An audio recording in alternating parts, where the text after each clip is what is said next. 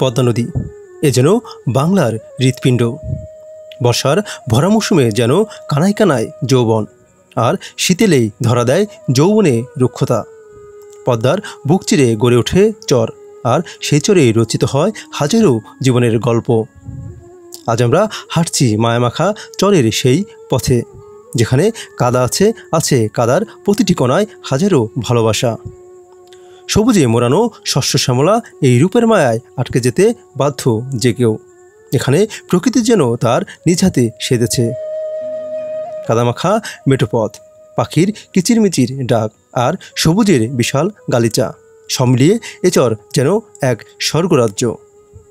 চরের মানুষের দুঃখ এবার কিছুটা হলেও কমবে, কেননা যে চরে হাঁটতে হয় ক্ষেতের আইল ধরে, সেই চরেই হচ্ছে যাতায়াতের জন্য রাস্তা। যদিও রাস্তাটি তেমন উন্নত হয়নি এখনও, তবুও কিছুটা হলেও স্বস্তি মিলেছে চরবাসীর। এই চরে আসলে তেমন আপনার রাস্তাঘাট নেই। এই চরের মাঝ দিয়ে আপনার মানুষ যে যাতায়াত করে, এরা হচ্ছে আপনার ক্ষেতের পাশ দিয়ে যে আইল, এই আইল দিয়ে মূলত যাতায়াত করে। কিন্তু এইখানে একটা রাস্তা, নতুন রাস্তা আপনার হচ্ছে, এই যে দেখেন এই উঁচু যে মাটিটা ফেলানো আছে, এটা হচ্ছে চরের একটা নতুন রাস্তা করতেছে। আমরা এখন চরের যে নতুন যে রাস্তাটা করছে এইটার উপরে আছি, দেখেন এইটার উপর দিয়ে হাঁটতেছি। এই হচ্ছে চরের নতুন রাস্তা, মাটির রাস্তা। এখনও এটার উপরে কোনো কার্পেটিং বা ইটের সোলিং বিছানো হয় নাই, মাটির রাস্তা। তো এই মাটির রাস্তা ধরেই আমরা সামনের দিকে হেঁটে যাচ্ছি। দেখেন আসলে এই চরে তেমন বাড়ি ঘর নেই, এই চরটা আসলে অনেকটাই ফাঁকা। আমরা হেঁটে হেঁটে একটু সামনের দিকে যাচ্ছি। এই রাস্তাটা নতুন হয়েছে, এখনও তেমন সমান হয়নি বা কাজ কমপ্লিট হয়নি। পাশ থেকে এই মাটি কেটে রাস্তাটা করছে। তার সামনের দিকে একটা ব্রিজ হচ্ছে, এই রাস্তাটা সম্ভবত ব্রিজের পাশে গিয়ে হচ্ছে আপনার শেষ হবে। তবে এই রাস্তাটা আপনার কমপ্লিট না হলেও যখন কমপ্লিট হবে, রাস্তাটা মানুষের জন্য খুব উপকারে আসবে, অনেক উপকার হবে। চরের মাটির নয় রাস্তা ধরেই কিছুটা পথ আগাতেই চোখে পড়ল খোলা আকাশের নিচে এক ছোট্ট টিনের ঘর। চারিদিকে দিগন্ত বিস্তীর্ণ মাঠ, তার এক কোণে ছোট্ট একটি চিলেকোঠা। প্রথম দিকে এই বাড়িতে কারো দেখা না মিললেও কিছুটা সময় পরে আসলো বাড়ির নয়া দম্পতি। এরা যেন নতুন জোড়া বাঁধা পায়রার মতো সবেমাত্র পেতেছে বাসা। চিরসবুজ আমজাম গাছের মাঝে বাসা বেঁধেছে যেন নয়া দুটি প্রাণ। তারা অল্প বয়সী স্বামী স্ত্রী, কিন্তু বয়সের চেয়ে অনেক বড় তাদের সাহস। এবারে শুধু বসবাসের জায়গা না, এটা তাদের স্বপ্নের ঘর। চর মানেই অনিশ্চয়তা, কখনো ঝড়, কখনো বৃষ্টি, কখনো নদী ভাঙ্গন, সব মিলিয়ে এখানে যেন এক সংগ্রামী জীবন। তাদের এই সংগ্রাম শুধু টিকে থাকার জন্য নয়, এটা ভালোবাসারও সংগ্রাম। ভালোবাসা দিয়ে গড়া এই বাড়ি, এখানে শুধু ভাতই রান্না হয় না, রান্না হয় স্বপ্নও। তাদের হাসিতে লুকিয়ে আছে হাজারো কষ্ট, আর সেই হাসি চরকে বাঁচিয়ে রাখে। আপনি কি করেন? আমি টুকিটাকি পরে দেই, মাছ টাছ ধরি, এই চলতেছি। আচ্ছা, আগে কি করতেন? আগে এমনি বড় গাড়িতে আসলাম, 6 চাক্কা, তার X2 লেগুনা চালাচ্ছি, যাত্রীবাহী গাড়ি। আচ্ছা, এখন কি করেন?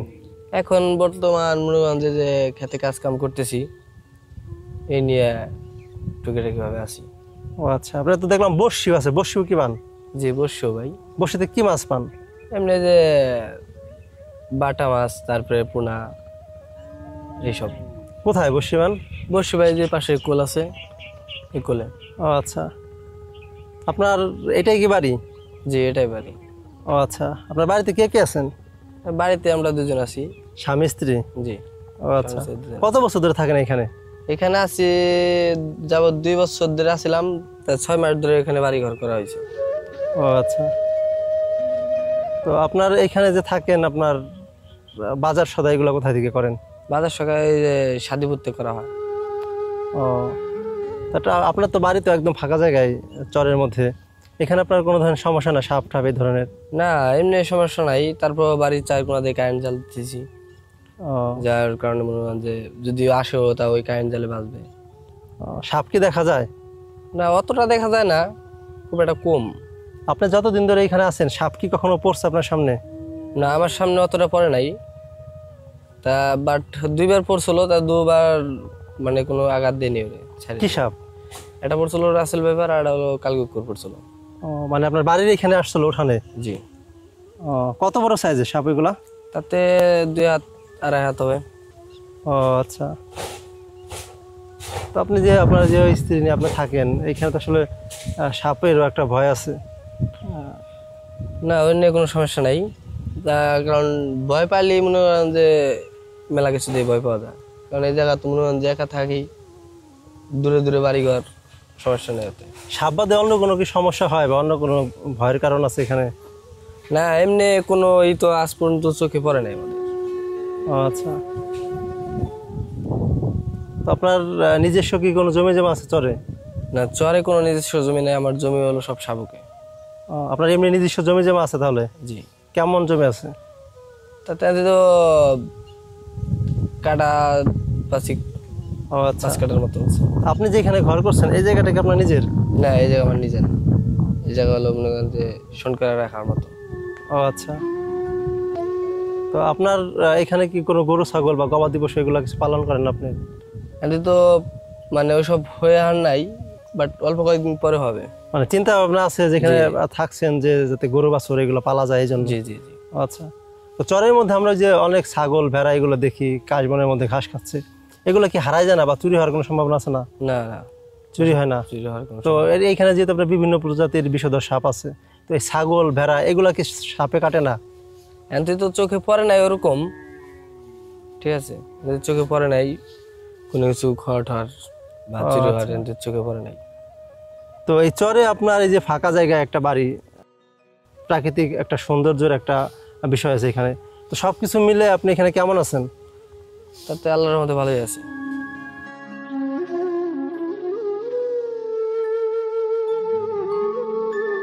এই চরের গল্পটা শুধু নদীর বা শুধু মাটির নয়, এটি মানুষের গল্প, ভালোবাসার গল্প। যারা মানে না হার, যারা গড়ে তুলে নতুন জীবন, যারা আমাদের শেখায় জীবন মানে শুধু বেঁচে থাকা না, জীবন মানে ভালোবাসা দিয়ে গড়ে তোলা এক একটা দিন। এই চর, এই বাড়ি, এই মানুষেরা, এটাই তো বাংলার আসল সৌন্দর্য।